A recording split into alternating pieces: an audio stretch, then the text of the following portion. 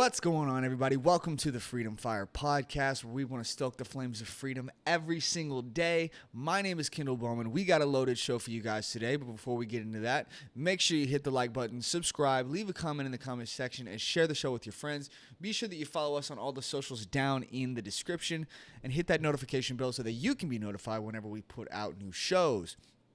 All right, guys, let's get into this tragic story from the Hill. Gunman kills 3 at Michigan State University before killing himself.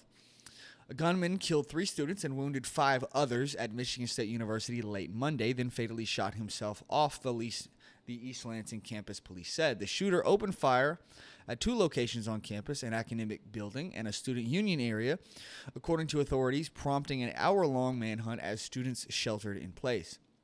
Police found the suspect, 43-year-old Anthony McCrae, dead of a self-inflicted gunshot wound in Lansing.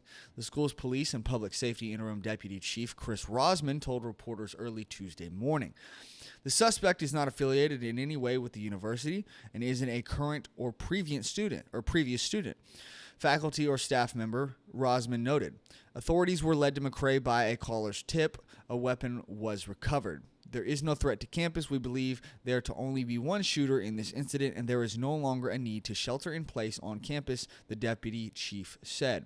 We have absolutely no information right now on what the motive is, and I can't even imagine what that motive might be, Rosman added. All 5 injured victims are at a local hospital and remain in critical condition, according to Rosman. 2 of the deceased victims were identified Tuesday by police as sophomore MSU student Brian Frazier of Grosse Pointe and junior MSU student Alexandria Werner of Clawson. Authorities haven't released the 3rd victim's name out of respect to the family's wishes. It's hard to describe the agony we're feeling in East Lansing tonight. Our hearts are breaking for the families and students who were killed, for those who have been injured, and for the entire Spartan community. The Spartan family is strong, and as devastating as tonight has been, I know that Michiganders and Americans of all stripes are wrapping their arms around East Lansing and our Spartans to mourn alongside us and to lift us up, Slotkin, whose district includes East Lansing, said. The incident at Michigan State University came one day before the 5-year anniversary of a mass shooting at Marjorie Stoneman Douglas High School in Parkland, Florida, where a gunman killed 14 students and 3 staff members. It also comes on the heels of several mass shootings this year alone, including an incident that left 11 people dead in Monterey Park, California, amid Lunar New Year celebrations. We cannot keep living like this. Our children are scared to go to school. People feel unsafe in their houses of worship or local stores, Michigan Governor Gretchen Whitmer said at a press conference with police Tuesday. Too many of us scan rooms for exits when we enter them, and many of us have gone through the grim exercise of figuring out who our last call would be to. Last night, a lot of kids on this campus made those calls. First of all, guys, it goes without saying, this is obviously a tragic story. This man who did these shootings was obviously an evil, garbage person who deserved everything he got in the end, I believe. And I'm frustrated by this because not only are 3 kids dead and 5 others are in critical condition who could also die from their wounds, before the bodies are even cold, while the bodies are still warm on the ground, you've got psychotic politicians shouting, screaming to the high heavens about guns. Let me just explain to you something here.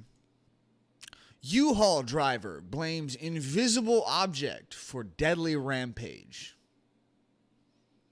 Let's read. This is from the Associated Press. A man who went on a deadly rampage with a U-Haul truck Monday in New York City was suffering from an apparent mental health crisis and said he started mowing people down after seeing an invisible object coming toward him, police said on Tuesday. So I want us to be a little bit more honest about this conversation, okay? Let's be honest here. If it wasn't a gun, it would have been something else. It would have been a knife. It would have been an axe. It would have been a baseball bat. It would have been a crossbow. It would have been a truck. Anything. You want to ban all those? Is that what you want to do? You want to ban trucks? Is that what you want? I didn't think so. Guys, Michigan State University is a gun-free zone. Uvalde was a gun-free zone. The entire state of New York is supposed to be a gun-free zone, and that's where the Buffalo shooting happened at that grocery store. The gun-free zones are not working, guys. It's not working. All it's doing is turning people into sitting ducks.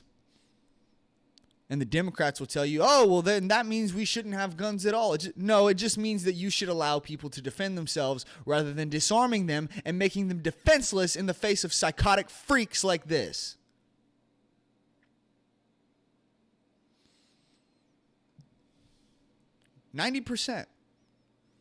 Over 90% of mass shootings happen in gun-free zones. So what you're saying is, by getting rid of these gun-free zones, we can stop 90% of mass shootings? Now, I know I'm being hyperbolic. The numbers are not going to, we're still going to have some mass shootings, but let's be honest. You make it so that everyone can defend themselves, that everyone is allowed to be armed, it makes a criminal think twice. Guys, I want to show you this. Michigan State shooter had prior felony gun charge dismissed by a progressive prosecutor.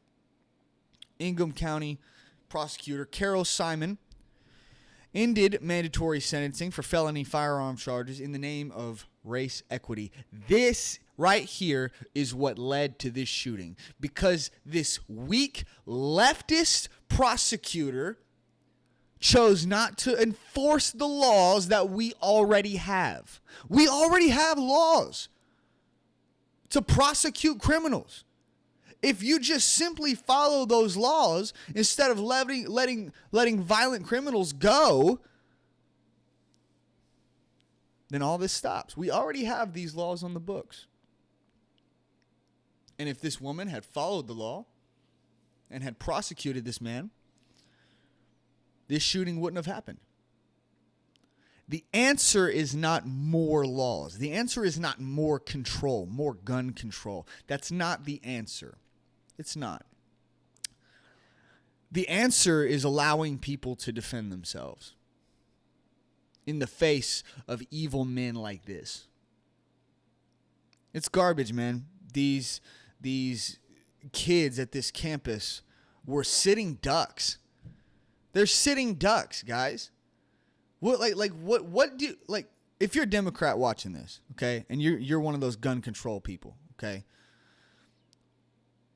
I want you to explain to me, what are these kids supposed to do? What are they supposed to do when a psychopath turns up with a gun? Because you disarmed them. You and your politicians and the way that you guys vote, you guys disarmed these kids so that they could not defend themselves.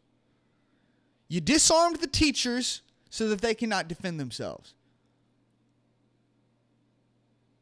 What are they supposed to do? Oh, I know what you're going to say.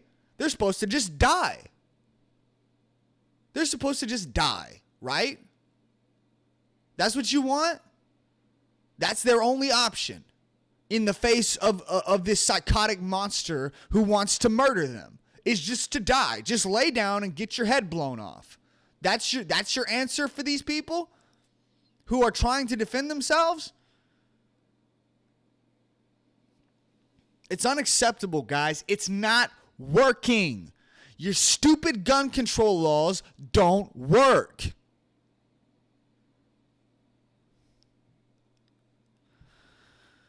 Oh my goodness, guys. I'm extremely frustrated by this. I'm frustrated by the politicization of this, but just before the bodies are even cold, man.